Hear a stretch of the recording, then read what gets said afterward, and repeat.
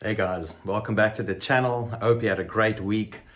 I am slightly grateful, slightly irritated with my week. No kidding, I love my week. Even though I had to take a break off one or two things which I don't like, but it's part of the game, we all know that, right? Even I have to take a step back every now and again, even though I don't show it, because what's the fun in that, you know? Anyway, the one thing that I thought I would talk to you is was talking to a young up-and-coming athlete tonight.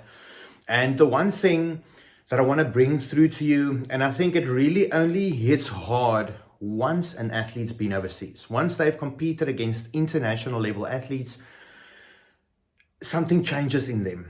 I'm so privileged and grateful to be able to know this, or to have the knowledge or experience of this, because it's changed my life. You know, every now and again, when I meet with an athlete that's competed locally and has done very well, and then you see them competing internationally come back, and you see the change in their demeanor, the change in how the athlete carries themselves, and what they take serious, what they don't worry about anymore. It's almost like all these small things don't really have an impact as much as, that's why, you know, sometimes I get irritated, and some of my athletes know I'm very blunt. I'll be like, that's amateur shit. Don't think like that, you know. But of course, you are an amateur. Of course, you're going to fucking think like that. I thought like that. That's how I know. But the one thing I want to bring through, and again, it's because of this conversation, that it sticks with me. And I've got plans and stuff I want to show you guys. But the mindset for me is so important, you know. Because you need to get out of your own fucking way before we can start moving forward. But the one thing that I really want to bring through is, when are you going to start taking yourself seriously? It's only once an athlete's been overseas that they realize that either maybe just their fucking genetics got them there, when they realize how hard everybody around them is working, or how specific they are, or how many sacrifices the other athletes are making just to be able to be there. And it changes you. It changes you. It's almost like, let me explain it to you this way. And it's almost like a state of mind. I explain to some athletes, it's like life. It's almost like, it's like a heartbeat. It's like, that's where you kind of want to be, like that slow and controlled pace. So every time you put your foot down, you know exactly where you are. You're never going to be in a position where you're like, oh, how the fuck did I get here? You know exactly how you got there, one foot in front of the other one. If you're telling me you don't know, then you are lying. And it's coming down to that lying, right? And people feel always like it's like an attack.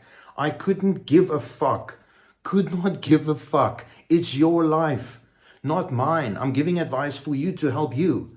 You know, I'm not going to fucking carry you over the water. You are going to have to swim, my bro. Doggy paddle all along. I don't give a shit. You're going to have to get across, you know. And if not, tough luck, bro. Tough luck. That's how it goes. But something, and I was thinking about this on my drive back from training, and I thought, if you can, it's almost like, I explained once, a friend of mine used to breed show dogs, or had a show dog, and he put the thing on a diet, and you could see the dog's head is not lacquer. It's like the dog's a little bit of stress because it's hungry and it's trying to find food, and it's like it's hungry, it's agitated. Let me put it to put it bluntly, agitated, right? And an agitated dog behaves differently from one that's got a steady tempo. That dog's tempo was like the whole time. And when your feet are doing this, you know, or your heart or your mindset or your tempo, you're going to fuck up, because you cannot think fast enough for your foot to hit the ground. You're going to fuck up, you know. And it's almost like that. And if I look at that dog, I resonated with that dog. I saw the dog in me. It's, if you can see the dog, boo-boo, maybe you are the fucking dog.